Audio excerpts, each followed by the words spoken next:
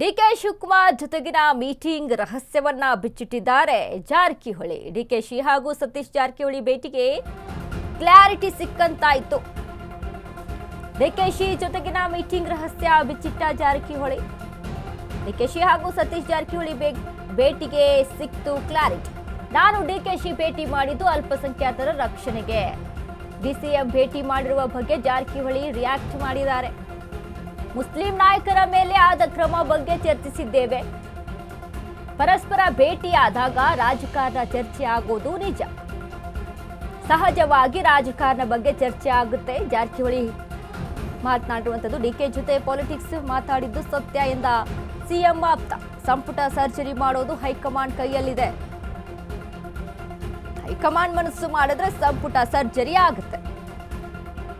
CM ಆಪ್ತ ಮಂತ್ರಿ ಸತೀಶ್ ಜಾರಕಿಹೊಳಿ ಮಹತ್ವದ ಮಾತು. ಡಿಕೆ ಶಿವಕುಮಾರ್ ಮತ್ತು ಜಾರಕಿಹೊಳಿ ಮೀಟಿಂಗ್ ಒಂದು ರೀತಿಯಾಗಿ ಸಾಕಷ್ಟು ಚರ್ಚೆಗೆ ಒಳಗಾಗಿತ್ತು. ಯಾವ ಕಾರಣಕ್ಕೆ ಹೋಗಿ ಭೇಟಿ ಮಾಡಿದ್ದಾರೆ, ಯಾಕಂದ್ರೆ ಈಗಾಗಲೇ ಅಲ್ಪಸಂಖ್ಯಾತರ ವಿಚಾರಕ್ಕೆ ಸಂಬಂಧಪಟ್ಟಂತೆ ಅಲ್ಪಸಂಖ್ಯಾತರ ರಕ್ಷಣೆಗಾಗಿ ಹೋಗಿದ್ದೆ ಅಂತ ಹೇಳ್ತಾರೆ ಸತೀಶ್ ಜಾರಕಿಹೊಳಿ. ನಸೀರ್ ಮತ್ತು ಅಬ್ದುಲ್ ಜಬ್ಬಾರ್ ರಾಜೀನಾಮೆ, ಇಬ್ಬರ ತಲೆದಂಡ. ಅದರ ಜೊತೆಗೆ ದಾವಣಗೆರೆ ದಂಗಲ್ ಆದ ಬಳಿಕ ಏನೇನೆಲ್ಲ ಬೆಳವಣಿಗೆ ಆಗ್ತಾ ಇದೆ, ಕೆಪಿಸಿಸಿ ಅಧ್ಯಕ್ಷರಾದಂತಹ ಡಿಕೆ ಶಿವಕುಮಾರ್ ಅವರು ತೆಗೆದುಕೊಳ್ಳುವಂತಹ ನಿರ್ಧಾರಗಳು ಕೂಡ ಮಹತ್ವವಾಗಿರುತ್ತೆ. ಯಾಕಂದ್ರೆ ಅವರ ಒಂದು ನಿರ್ಧಾರಕ್ಕೂ ಕೂಡ ಬೆಲೆಯನ್ನ ಕೊಡಬೇಕಾಗುತ್ತೆ. ಆ ಒಂದು ನಿಟ್ಟಿನಲ್ಲಿ ಸುರ್ಜೇವಾಲಾ ಒಂದಿಷ್ಟು ಕಂಪ್ಲೇಂಟ್ ಅನ್ನ ವರದಿಯನ್ನ ಕೊಟ್ಟಿರ್ತಾರೆ ಹೈಕಮಾಂಡ್ಗೆ. ದಾವಣಗೆರೆ ಕ್ಷೇತ್ರದಲ್ಲಿ ಎಲೆಕ್ಷನ್ ವಿಚಾರಕ್ಕೆ ಸಂಬಂಧಪಟ್ಟಂತೆ ಈ ರೀತಿಯೆಲ್ಲ ಆಯಿತು. ಅಲ್ಪಸಂಖ್ಯಾತರ ಟಿಕೆಟ್ ವಿಚಾರಕ್ಕೆ ಸಂಬಂಧಪಟ್ಟಂತೆ ಅಲ್ಪಸಂಖ್ಯಾತರಲ್ಲಿ ನಮ್ಮ ಪಕ್ಷದವರೇ ಪಕ್ಷೇತರರಿಗೆ ಸಹಾಯ ಮಾಡಿದ್ದಾರೆ ಅನ್ನುವಂಥದ್ದು SDPIಗೆ ಈ ರೀತಿಯಾದಂಥ ಒಂದಿಷ್ಟು ವರದಿಗಳನ್ನು ಹಾಕಿ ಕಂಪ್ಲೇಂಟ್ ಅನ್ನ ಕೊಟ್ಟಿರ್ತಾರೆ ಹೈಕಮಾಂಡ್ಗೆ. ಅದಾದ ಮೇಲೆ ಇಬ್ಬರ ತಲೆದಂಡ ಆಗುತ್ತೆ. ಈ ವಿಚಾರವಾಗಿ ಅಲ್ಪಸಂಖ್ಯಾತರ ರಕ್ಷಣೆಗಾಗಿ ನಾನು ಮಾತಾಡಕ್ ಹೋಗಿದ್ದೆ, ಅದ್ರ ಜೊತೆಗೆ ಎಲ್ಲ ರಾಜಕೀಯವಾದಂಥ ಚರ್ಚೆ ಆಯಿತು ಅಂತ ಹೇಳಿದ್ರು.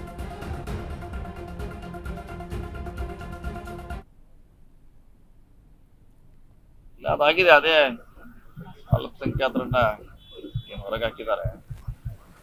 ಸೊ ಅದು ಆಗಬಾರ್ದಂತ ಬಹಳ ಅವ್ರ ಸಮುದಾಯದ ಬಹಳಷ್ಟು ಮುಖಂಡರು ಎಲ್ಲರೂ ಅಭಿಪ್ರಾಯ ಆಗಿದೆ.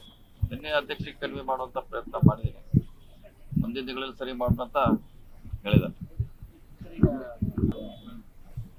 ಅದಾಗಿದೆ. ಅದೇ ಅಲ್ಪಸಂಖ್ಯಾತರನ್ನ ಹೊರಗೆ ಹಾಕಿದ್ದಾರೆ. ಸೊ ಅದು ಆಗಬಾರ್ದಂತ ಬಹಳ ಅವ್ರ ಸಮುದಾಯದ ಬಹಳಷ್ಟು ಮುಖಂಡರು ಎಲ್ಲರೂ ಅಭಿಪ್ರಾಯ ಆಗಿದೆ. ನಿನ್ನೆ ಅಧ್ಯಕ್ಷರಿಗೆ ಕಡಿಮೆ ಮಾಡುವಂತ ಪ್ರಯತ್ನ ಮಾಡಿದ್ದೀನಿ. ಮುಂದಿನ ದಿನಗಳಲ್ಲಿ ಸರಿ ಮಾಡೋಣ ಅಂತ ಹೇಳಿದ್ದಾರೆ. ಅದಾಗಿದೆ. ಅದೇ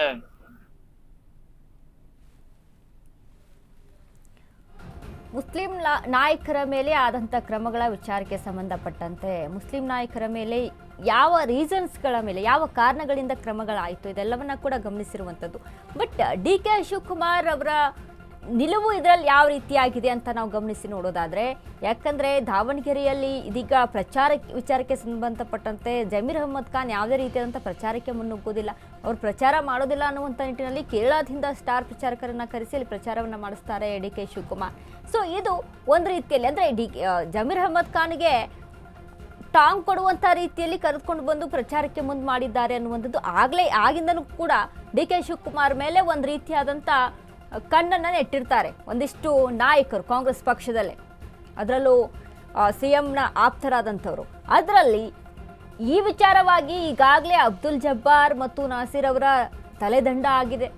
ಇದನ್ನೆಲ್ಲ ಗಮನಿಸಿಕೊಂಡು ಇದನ್ನ ಉಚ್ಚಾಟಿತ ಯಾರು ಮಾಡಲಾಗಿದೆ ಅವರನ್ನ ಮತ್ತೆ ಪಕ್ಷಕ್ಕೆ ಕರೆದುಕೊಳ್ಳೋಣ ಅನ್ನುವಂಥ ನಿಟ್ಟಿನಲ್ಲಿ ಸಭೆ ನಡೀತಾ ಇದೆ. ಇದ್ರ ಬಗ್ಗೆ ವಿಚಾರಗಳು ನಡೀತಾ ಇದೆ ಅನ್ನುವಂಥದ್ದು ಮಿಡಲಲ್ಲಿ ಒಂದಿಷ್ಟು ಮಾಹಿತಿಗಳು ಕೇಳಿ ಬರುತ್ತೆ. ಇದನ್ನೆಲ್ಲ ಮುಂದಿಟ್ಕೊಂಡು ಡಿಕೆ ಶಿವಕುಮಾರ್ ಮತ್ತು ಸತೀಶ್ ಜಾರಕಿಹೊಳಿ ಅವರ ಮೀಟಿಂಗ್ ಏನಿರುತ್ತೆ ಅಲ್ವಾ, ಇದು ಭಾರಿ ಮಟ್ಟದ ಚರ್ಚೆಗೆ ಗ್ರಾಸವಾಗುತ್ತೆ. ಯಾಕಂದ್ರೆ ಸಂಪುಟ ಸಭೆಯಲ್ಲಿ ನಡೀತಾ ಇದ್ದಂಥ ಸಂದರ್ಭದಲ್ಲಿ ಇದೇ ಸತೀಶ್ ಜಾರಕಿಹೊಳಿ ಆಗಿರ್ಬೋದು ಅಥವಾ ಇನ್ನಿತರ ಹಲವಾರು ನಾಯಕರು ಜಮೀರ್ ಅಹ್ಮದ್ ಖಾನ್ ಅವರನ್ನ ಬೆಂಬಲಿಸಿ ಮಾತನಾಡ್ತಾರೆ. ಅಂತಹ ಸಂದರ್ಭದಲ್ಲಿ ಅಲ್ಲಿಂದ SS ಮಲ್ಲಿಕಾರ್ಜುನ್ ಡಿಕೆ ಶಿವಕುಮಾರ್ ಅಲ್ಲಿಂದ ಕಾಲ್ ಕೀಳ್ತಾರೆ. ಇದಾದ ಮೇಲೆ ಡಿಕೆ ಶಿವಕುಮಾರ್ ಅವ್ರನ್ನ ಭೇಟಿಯಾಗಿರ್ತಾರೆ ಸತೀಶ್ ಜಾರಕಿಹೊಳಿ. ಇದ್ರ ಬಗ್ಗೆ ಸಾಹುಕಾರ ಮಾಹಿತಿಯನ್ನ ಕೊಟ್ಟಿದ್ದಾರೆ.